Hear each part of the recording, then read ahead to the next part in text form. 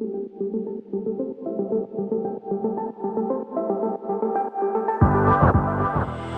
welcome to the Innovative Pedagogy Leadership Series podcast. Happy New Year, happy 2026. I hope everyone out there is doing well and having a great start to the year 2026. And I am so excited to introduce to you all a variety of individuals that I look up to, people that I respect, and people that I've learned from a variety of leadership skills throughout my years in education. And I hope that you have the opportunity of learning from them as well. And before we start in the oncoming weeks, before I release episodes that are focusing on leadership, I want you to hear from me first. And one, I'm the host of the podcast, so why not? But secondly, why did I choose to dive into leadership? Well, first off, leadership is a common word, but it's rarely examined, honestly. It's a word that's utilized a lot, and sometimes we connect leadership with titles and with positions and statuses, but the truth is leadership goes far beyond that. And the two common denominators that I've noticed within my years as a teacher, as a resource teacher, even as an administrator, and now as even functioning as a coordinator and university professor and graduate student again, the commonality that I've seen within leadership has always been two things. One is communication and relationships. Those two things I've seen successful leaders grow, challenge, change systems of support, or pretty much just change systems in general, and have the support because of those relationships, because of how they've communicated.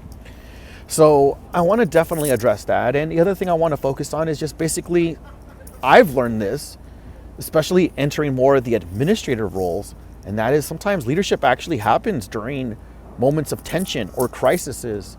I say that because maybe I'll share my story later on.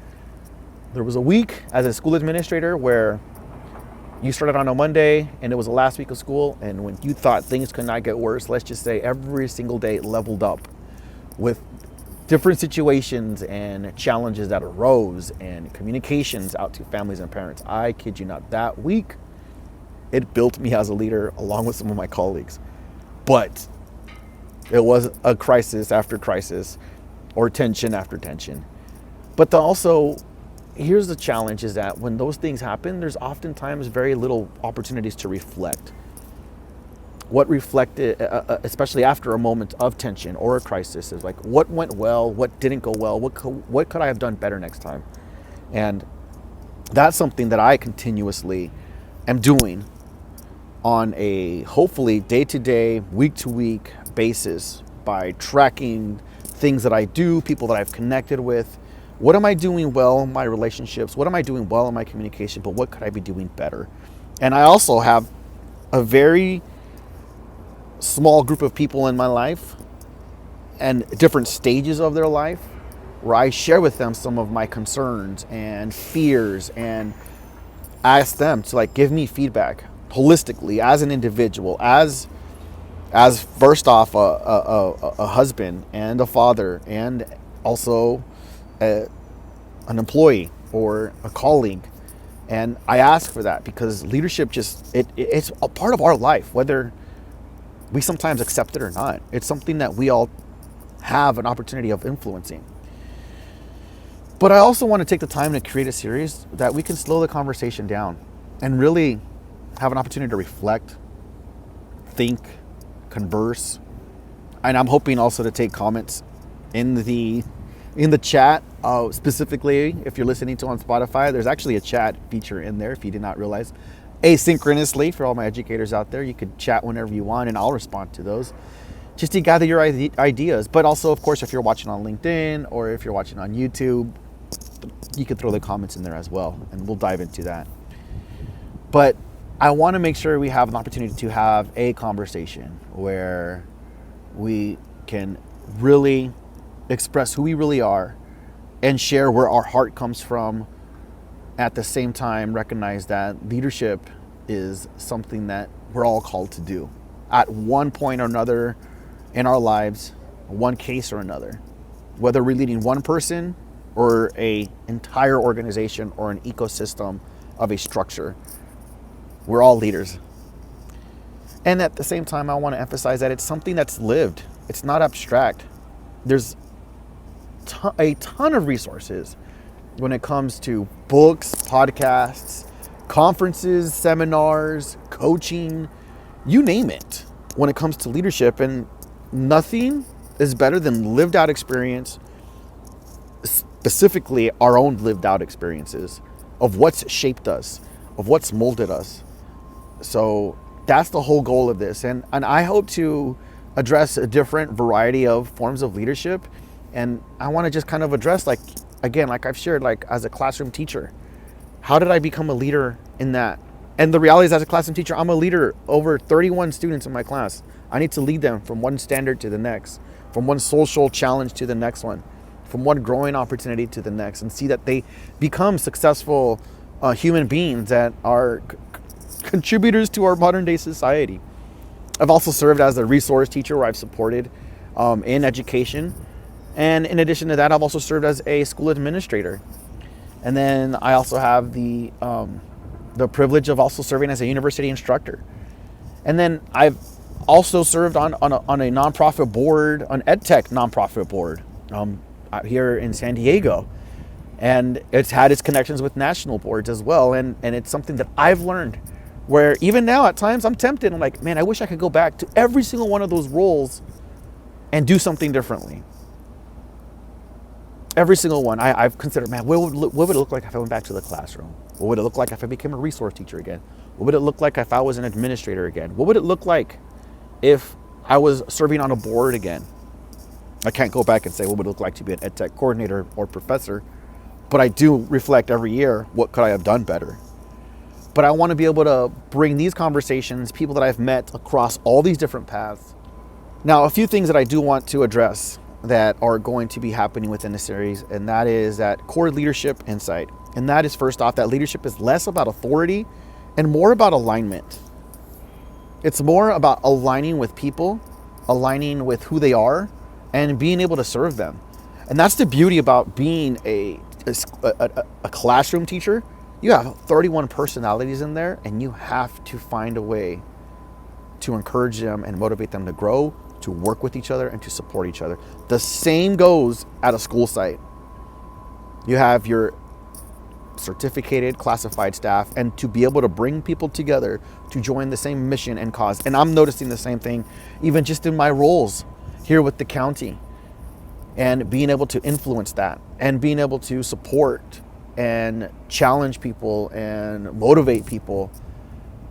And at the end of the day, every single one of those opportunities, specifically in education, was for the betterment of kids, of families, of society, and making that influence.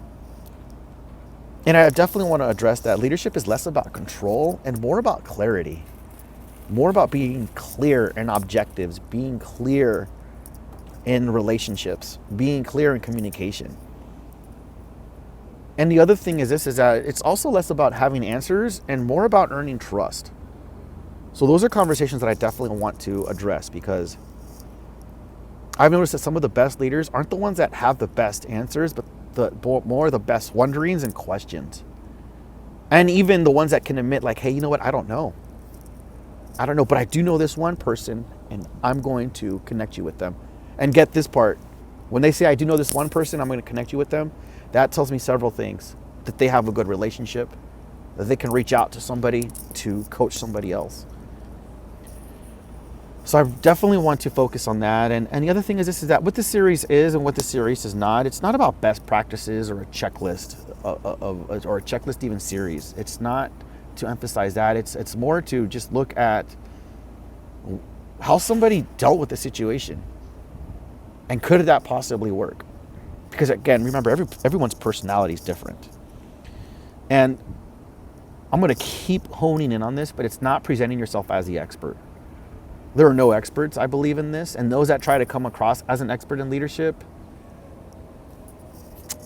I'm not going to say run away, but just be cautious, have more questions. And it's also about learning in public. Because the reality is that a lot of leaders that we look at our front-facing public leaders and trying to look at what are they doing well, what are they not doing well, and to kind of dive into like what's going behind their minds on some of these decisions that they're making. So at the same time, I don't want to name the do's and don'ts clearly, but I may actually, and if we do it, we're going to do it respectfully. Hey, you know what? You should do this. Maybe you should not do this. And you're going to hear from some of our leaders of things that they do and things that they don't do. And there's things that I align with them, and there's things that you may not align with them. But that's okay. That's the entire point of living in a diverse society with diverse leadership, serving the people that we get a chance to work with. And at the same time, I definitely want to have more conversations. I don't want to make this something that's flashy for the online community where it's the highlight reels look good and it's trend chasing and all these topics. No, this is just real, raw, honest conversations about leadership and the successes and challenges that we face. So here's what I hope you could take away from this initial conversation, this initial focus, and that is we want to create languages for experiences that we've all experienced. All right, so language, how can we take what we're trying to communicate, take what we've lived out, take the highs and the lows, and make that into a story, into a language of like, that's the moral of the story. Think of Aesop's fables going back in the day of like, okay, well, what's the moral of the story? And that's ultimately what to take away from this. And it also a space to reflect before even pressure focuses or forces even growth. Like, can you take a moment to reflect before? And that's something that happens a lot even with coaching. Think about sports psychology. It's almost like even LeBron James alludes to this even in sports psychology when it comes to being able to play the game in your mind before you even play the game. Being able to look at the situation and analyze it. And don't get me started with AI. You can create a huge scenario with that. But again, that's another day. Maybe we'll talk about AI and leadership on that aspect. But then also just an opportunity, permission to lead with intention rather than reaction.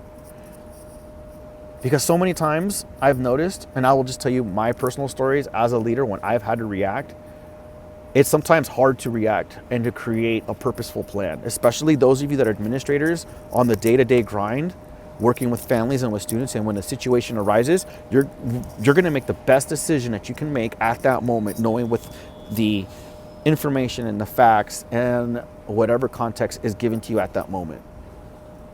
And then 2 weeks later, you're like, I would have completely handled that another way.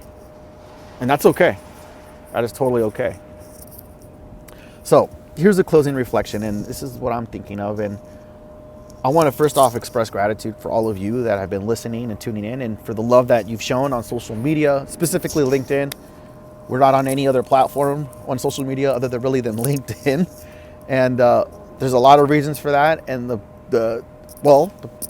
I can tell you what they are. The first one is I'm in grad school right now and I'm pursuing my doctorate. So that's a big reason. And the second one is because I've become a father. So I've learned to manage my time, and I want to manage my time. And I actually have been this last year with a lot more of graduate school focus and being present as a husband and as a father. So, hey, that's leadership already in itself. So, but thank you for all of you that have been listening and tuning in on all different levels of iTunes and Spotify and YouTube. And I also want to invite you to reflect alongside, not just listen, but comment on the YouTube channel if you're on there. Comment on the Spotify account. I don't know if Apple has an opportunity to comment, but if not, jump on the YouTube page. Clearly there's a reason you're not using Spotify, and that's totally cool. I like using them all, by the way. And at the same time, I want to just reinforce the long-term nature of this series. We're going to be diving into it for 2026, and we're going to continue having, for this year, it's going to be a focus on leadership. And there'll be sporadic episodes when it comes to cool technology things that are happening in education and different innovative ideas that are taking place as well. So we'll continue with the traditional innovative pedagogy aspect. And then moving on next year, it'll be a nice sprinkle of both. And of course, you'll see it on the show notes, the title, and even just a banner as well. But I want to thank you all just for being faithful, continuous listeners and supporters. And I want to wish every single one of you that are listening, sincerely from the bottom of my heart, a happy 2026. And I wish you nothing but the best. And even if trials and crisis and tension and tribulations come, it's molding us for a specific reason. And we are becoming better humans, better leaders because of it. All right, everyone, take care, and we'll see you on the other side. Bye.